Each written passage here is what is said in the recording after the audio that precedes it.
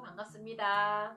좋은 책을 읽고 공감 가는 부분을 꼭 찍어서 읽어드리는 여자 진달래가 왔습니다.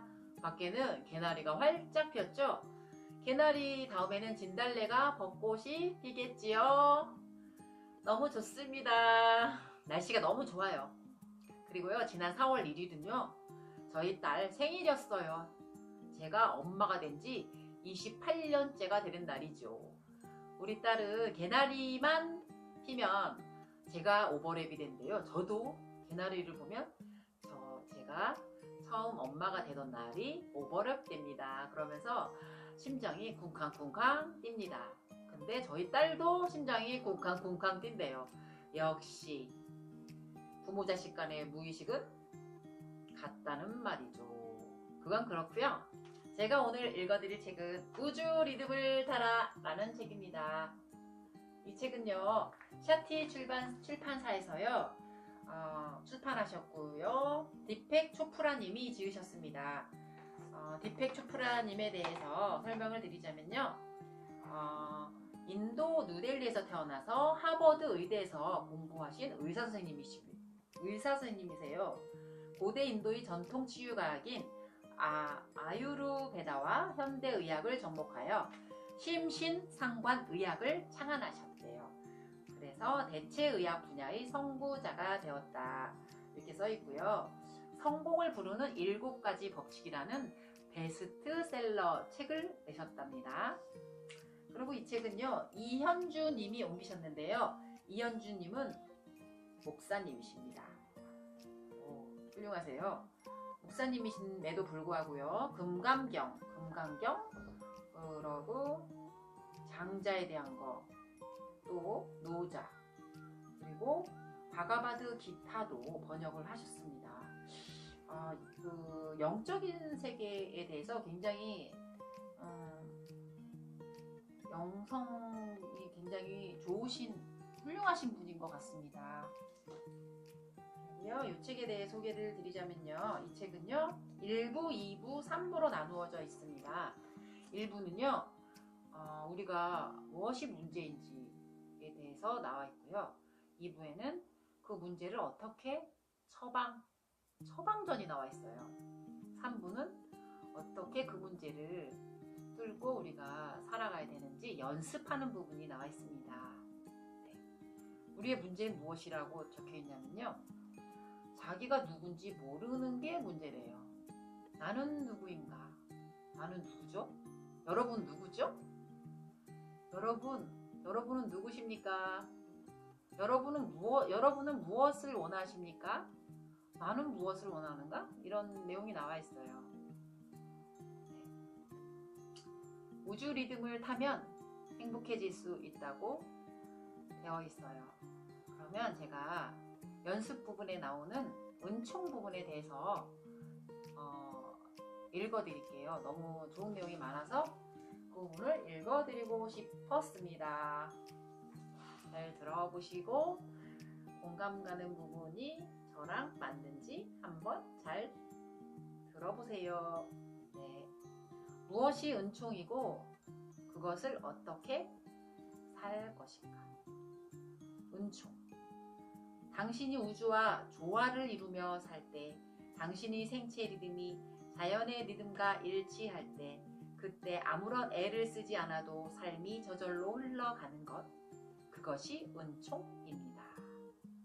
은총 안에서 살 때 당신은 모든 것이 자연스레 흐르고 당신의 욕망 또한 쉽게 충족되는 순수 의식 상태를 경험한다. 은총은 마법이고 동시 발생이고 동시성, 우연의 일치이고 그리고 충만한 기쁨이다. 그것은 행운의 인자이다. 어떻게 은총 안에서 살 것인가? 어떻게 살 것인가? 간단하다. 우주로 하여금 당신을 관통하여 거침없이 흐르게 하면 된다. 네, 그렇게 하면 됩니다. 다음요. 네, 짜자자잔. 은총을 받으려면 우리 몸은 어떻게 해야 되는지가 또 나와 있어요. 아무거나 함부로 먹지 말고 건강하고 깨끗한 먹을거리로 섭생하라. 대지의 신선함으로 또 땅이 채소와 열매 형태로 제공하는 무지개 색깔로 당신 몸을 먹여라. 땅에서 솟는 생수를 오장육부로 깊숙이 마시고 그렇게 해서 당신의 혈관과 근육을 통해 움직이는 지능과 통교의 관을 활짝 열어라. 우리 몸이 움직이는 지능이래요. 그리고 당신 허파가 신선한 공기로 가득 차도록 숨을 깊이 쉬어라. 그리고요, 물질로든 정서로든 독극물은 일절 몸에 들이지 않겠다고 스스로 다짐하라. 유독성 화학식품이나 유독성 인간관계 또는 분노, 두려움, 죄의식 따위 유독성 감정으로 당신 몸을 오염시키지 마라. 분노, 두려움, 죄의식도 유독성 감정이라고 하면서 그걸로 오염시키지 마라 몸을 이렇게 되어 있어요. 건강한 인간관계를 유지하며 적개심이나 분노에 빠지지 않겠다고 결심하라. 모든 세포의 건강이 당신의 행복과 안녕에 곧장 이바지한다. 당신의 세포들은 저마다 당신이라는 깨어있음의 장 안에 있는 깨어있음의 한 점이기 때문이다. 좀 너무 좋은 말이죠? 그리고요, 또 자기 몸에 귀 기울이기라고 써 있는데요. 그 부분은 읽어드릴게요. 당신이 우주 리듬과 조화를 이루지 못할 때에는 당신 몸이 육신으로든 정신으로든 불편한 느낌을 신호로 보낼 것이다. 당신이 우주 리듬과 조화를 이루며 흐를 때에는 당신 몸이 안락하고 편안하고 기쁜 느낌을 신호로 보낼 것이다. 당신이 우주의 흐름과 함께 흐르면서 편안한 상태에 있을 때에는 변이 능력이라고 불리는 무엇이 당신 심장의 박동과 박동 사이에서 작용한다. 우주의 유연한 본성과 일치하는 자연스러운 변이가 그것이다. 그러한 변이는 쉽고 물 흐르듯 흐르며 자율신경계의 작용을 받는다. 하지만 당신이 스트레스를 받을 때에는 너무 많은 아드레날린이 생성되어 심장이 마치 행진하는 군대처럼 쿵쾅쿵쾅 박동한다. 심장은 한가통투가 아니다. 그것은 심장은 느끼고 생각하는 기관이다. 심장이 느끼고 생각하는 기관이래요. 이성적으로 생각하는 머리와 달리 심장은 사랑과 자비, 상호연관성, 불가분리성을 띠고서 창조적으로 그리고 직관적으로 느끼고 생각한다. 직관적으로 느끼고 생각합니다. 당신의 심장이 뛰는 것은 앞에서 박자를 맞춰주는 선도자가 있기 때문이다. 선도자. 그 선도자는 어느 한 세포가 아니다. 그 선도자는 같은 선율, 같은 박자로 동시에 움직이기 시작하는 수백 개의 세포들이다. 모든 세포는 전기 자극을 지니는데 선도자들을 만들기 위해서 수백 개의 세포들은 한 몸처럼 움직이지 않으면 안 된다. 네, 정말이죠. 또 당신이 어떻게 우주와 더불어 춤추고 있는지에 깨어있으므로 당신 몸과의 조율을 유지하라. 어떻게 하냐면요. 걸을 때는 당신이 걷고 있음을 알아차려라. 앉아 있을 때에는 당신이 앉아 있음을 알아차려라. 숨 쉴 때에는 당신이 숨 쉬고 있음을 알아차려라. 책을 읽을 때는 책을 읽고 있음을 알아차려라. 이것이 삶 중심으로 사는 것, 현재 순간에 깨어있는 것이다. 이 깨어있음의 닻을 내릴 수 있을 때까지 수련을 계속하라. 그리하여 그것을 당신의 버릇으로 만들어라. 머자나 우주의 춤 속에서 당신이 걷는 게 아니라 걷기가 당신한테서 이루어지는 것임을 깨치게 되리라. 당신이 앉아있는 게 아니라 앉아있기가 당신한테서 이루어지는 것이다. 당신이 책을 읽는 것이 아니라 책 읽기가 당신한테서 이루어지는 것이다. 그런 거죠. 당신이 동영상을 찍는 게 아니라 동영상 찍기가 당신 안에서 이루어지는 것이다. 당신이 숨쉬는 게 아니라 하나인 존재가 당신을 통하여 숨쉬는 것이다. 당신 몸은 우주의 춤이다.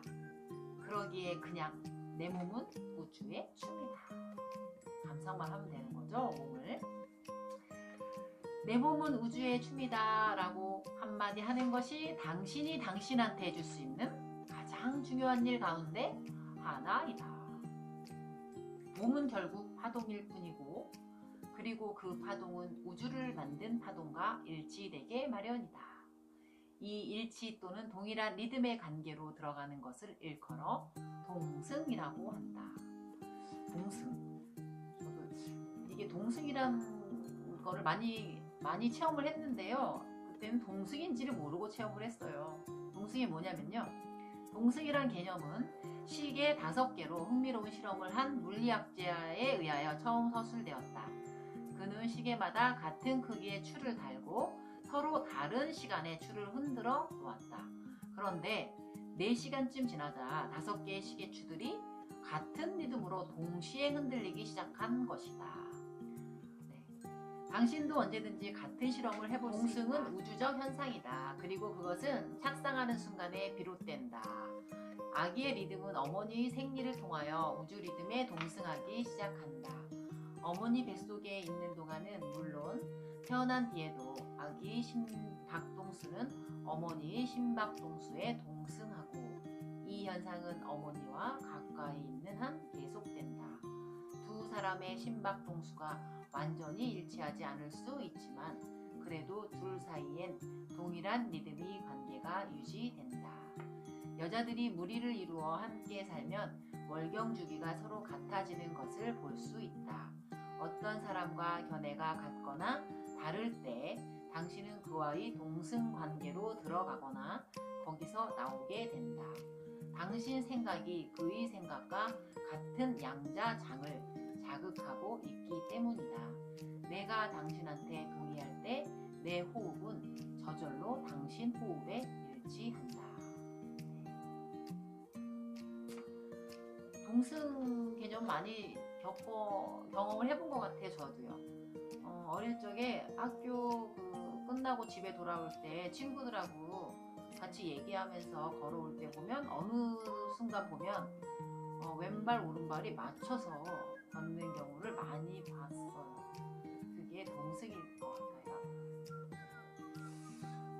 그게 우주의 그 리듬이라고 하니까 참 신기합니다.